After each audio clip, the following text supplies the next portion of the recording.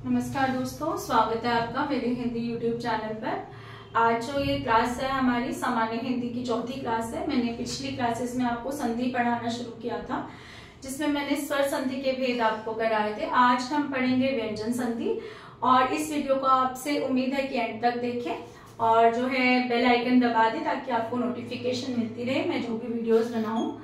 आज जो है संधि में हम शुरू करने वाले हैं व्यंजन संधि। ये संधि का दूसरा भेद है। संधि के दूसरे भेद के आधार पर यहाँ पर क्या नियम होता है, सबसे पहले तो या तो पहले शब्द का अंतिम वर्ण कोई व्यंजन होगा, दूसरे शब्द का आरंभिक वर्ण कोई स्वर या व्यंजन होगा। यहाँ पर कैसी संधि होगी, हमारी व्यंजन संधि होगी। स्वर यहाँ पर भी हो सकता है, यानी कि स्वर का व्यंजन से मेल, दोनों में से कुछ भी हो सकता है। तो ये कौन सी संधि होगी, व्यंजन संधि होगी। अब हमें व्यंजन संधि करनी है तो इसके लिए हमें हमारे हिंदी भाषा के व्यंजन जान लेना जरूरी है। ये हमारे हिंदी के मुख्य व्यंजन हैं।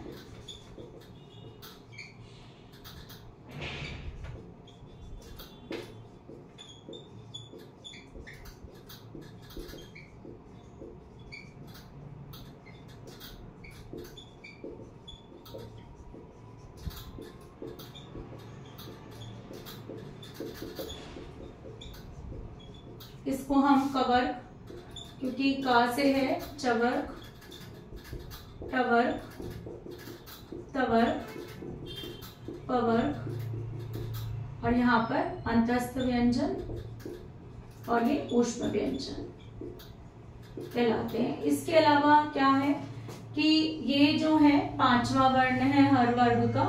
पहला ये है, दूसरा ये है, तीसरा ये, चौथा ये, पांचवा। इसे हम पंचम वर्ण नासिक्य व्यंजन, नासिक्य व्यंजन भी कहते हैं, या इसको हम बिंदी के रूप में भी लगाते हैं। तो हमें यहाँ से ध्यान रखना है। अब संधि के नियमों की शुरुआत करते हैं।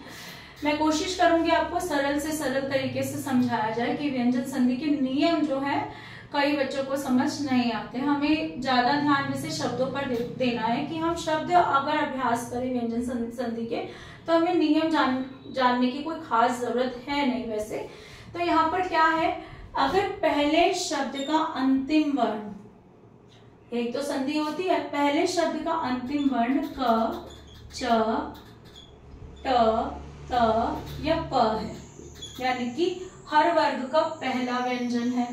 ठीक है, यहां तक देख रहे हैं अभी हम, हर वर्ग का पहला व्यंजन है। और उसके बाद दूसरे शब्द का आरंभ किसी भी वर्ग का तीसरा चौथा, यानी कि या तो ग घ हो, ज झ हो, ड ढ हो, द ध हो, कुछ भी हो, या फिर कोई स्वर हो, तो क्या होगा, ये जो है अपने ही वर्ग के तीसरे व्यंजन में बदल जाएगा। ये हमारा पहला नियम है। ठीक है, जैसे उदाहरण देखते हैं, अच जमा अंत। पहले शब्द का अंत क्या है, च है। ठीक है, दूसरे शब्द का आरंभ क्या है, कोई स्वर है। किसमें बदलेगा, ये अपने ही वर्ग के तीसरे में। इसका अपना तीसरा वर्ग का क्या है, ज है। किसमें बदल जाएगा, अजंत में बदल जाएगा। ठीक है, मैंने बोला षट जमा दर्शन। सॉरी, यहाँ पर ये वाला उदाहरण जो है सही नहीं है। जैसे मैंने लिखा जगत जमा ईश। ठीक है, ता है, किस वर्ग का है, इसका है। किसमें बदलेगा, अपने ही वर्ग के द में, तीसरे व्यंजन में। तो क्या हो जाएगा, जगदीश हो जाएगा। ठीक है, इसके बाद एक और उदाहरण देख लेते हैं इसमें, जैसे उत जमा गम, क्या है, त है। इसका तीसरा व्यंजन क्या है, द है। यहाँ पर क्या आ रहा है, किसी भी वर्ग का तीसरा किस में बदल जाएगा, उद्गम में बदल जाएगा। तो ये इस संधि का पहला नियम था कि जब किसी भी वर्ग का पहला व्यंजन हो पहले शब्द के अंत में और दूसरे शब्द के आरंभ में तीसरा चौथा व्यंजन या कोई स्वर हो तो ये अपने ही वर्ग के तीसरे व्यंजन में बदल जाता है। ठीक है, अब इसके बाद क्या है, इसके बाद दोबारा से यही है कि यदि पहले शब्द के अंत में का चा पा टा कुछ भी हो, ठीक है, और इसके बाद नासिक के व्यंजन हो, क्या हो, नासिक के व्यंजन हो या पंचम वर्ण हो किसी भी वर्ग का, ठीक है, तो ये अपने ही वर्ग के नासिक के व्यंजन में बदल जाएगा। किस में बदल जाएगा, अपने ही वर्ग के नासिक के व्यंजन में। यानी कि ये किस वर्ग का है इससे मतलब नहीं है, अभी किस में बदल जाएगा, अपने वर्ग के नासिक के व्यंजन में। कैसे, जैसे जगत जमा नाथ, ये ता है, ता है, ता के बाद क्या आ रहा है, नासिक के व्यंजन आ रहा है कोई भी, तो ये अपने ही वर्ग के नासिक के व्यंजन, वैसे तो लकीली ये इसका ही है लेकिन ये लिखा कैसे जाएगा, जगन्नाथ। कैसे लिखा जाएगा, जगन्नाथ। जैसे तत् जमा मैं, त है, इसके बाद एक नासिक के व्यंजन आ रहा है, माँ, किस में बदलेगा, तन में, अपने ही वर्ग के नाम में बदल गया। ये नहीं हट रहा है, सिर्फ ये बदल रहा है किसमें, अपने वर्ग के नासिक के व्यंजन में। जैसे उत जमा नति, ठीक है, नासिक के व्यंजन, ये अपने वर्ग के नासिक के व्यंजन में बदलेगा, क्या बन जाएगा, उन्नति। जैसे षट जमा मास, षट जमा मास, नासिक के व्यंजन आ रहा है माँ, ना को जो है और पंचम वर्ण बोलते हैं वैसे, मैं जो है षट क्या होगा, अपने ही वर्ग के किस में बदल जाएगा, ण में, ठीक है, तो क्या हो जाएगा, षण्मास। इसके बाद जो है ये हमारा दूसरा नियम था। इसके बाद जो है तीसरा नियम क्या कहता है, इसके बाद तीसरा नियम कहता है, छ का नियम, कोई भी स्वर हो, पहले शब्द का अंत स्वर हो, कोई भी स्वर,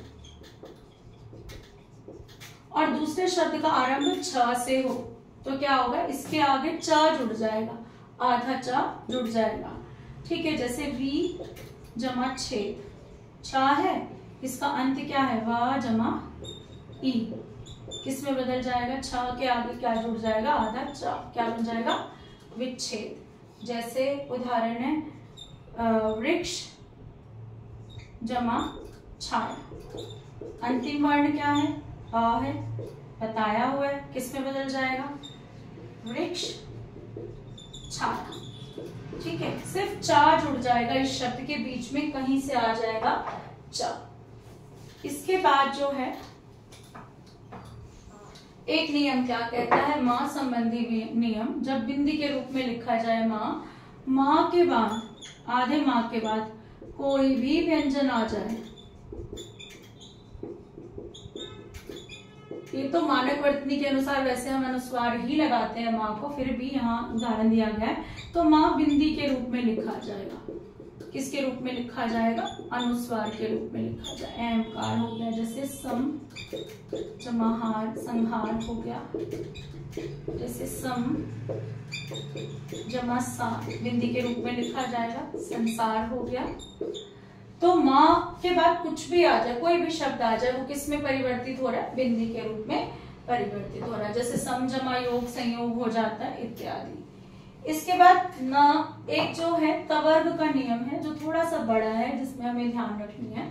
यदि पहले शब्द का अंतिम वर्ण आधा त है, पहले शब्द का अंतिम वर्ण आधा त है, दूसरे शब्द का आरंभ या तो च है या छ है, दूसरे शब्द का आरंभ जा है, झा है, ट है, ठ है, ड है, ढ है, या फिर इसके बाद ल है, ठीक है, या ला है, तो ये किस में बदलेगा, इसमें बदल जाएगा, किस में बदल जाएगा, जो पहले आ रहा है उसमें बदल जाएगा, किस में बदल जाएगा, ट में बदल जाएगा, किस में बदल जाएगा, ड में बदल जाएगा, किस में बदल जाएगा, किसी में नहीं, ला में ही रहेगा, क्योंकि इसके बाद या र ल व आता है, वा को हम जो है अंतस्थ व्यंजन के अनुसार आगे इसको काउंट नहीं करते हैं। ठीक है, जैसे हमने शब्द लिखा उत जमा लास, उत जमा लास। अब ये किसमें परिवर्तित होगा? उत जमा लास। उत है, पहले शब्द का अंतिम वर्ण ता है, उसके बाद लार है, तो ला में ही रहता है, तो शब्द बन जाता है उल्लास। क्या रह जाता है? शब्द उल्लास रह जाता है। ठीक है, पहले शब्द का अंत है सत्य जमा चरित्र। क्या आ रहा है? चा आ रहा है, ये आ रहा है, चा ही रहेगा। ठीक है, चा में परिवर्तित हो जाएगा, क्या हो जाएगा? सच्चरित्र। ठीक, जैसे जगत जमा छाया, ता के बाद क्या आ रहा है? छा आ रहा है। छा बदलेगा किसमें? चा में बदलेगा। ठीक है, छा नहीं बदलेगा, सॉरी, ता किसमें बदलेगा? चा में, तो हो जाएगा जगत छाया। ठीक, ता बदल जाएगा किसमें? आधे चा में। ता परिवर्तित हो रहा है यहाँ पर, जैसे तत् जमा ली, ता किसमें बदल जाएगा? ला में परिवर्तन आएगा, तल्लीन। क्या हो जाएगा? तल्लीन। ठीक है, एक और उदाहरण, जैसे पत्त जमा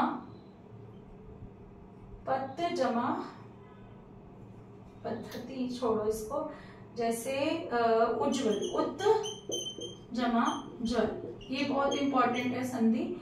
ये किसमें बदलेगा? पहला है जा, इसमें ही बदलेगा उज्ज्वल, इसलिए इसमें दो जा आते आते हैं। तो ये हमारे व्यंजन संधि के नियम है, बहुत कठिन नहीं है, अगर आप इसको ध्यान से देखें तो बहुत आसान है। आपकी अगली वीडियो में विसर्ग संधि पर आधारित बनाऊंगी, और उसके बाद अगली क्लास में संधि के डीएसएसबी में जितने भी प्रश्न आए हुए हैं उनका हम अभ्यास करेंगे इस क्लास में। तो अभी जो है, अगर आपको मेरी वीडियो पसंद आई है तो लाइक करें, शेयर करें, कमेंट करें, और जो है सब्सक्राइब जरूर करें मेरे चैनल को, ताकि आपको समय समय पर नोटिफिकेशन मिलती रहे। Thank you.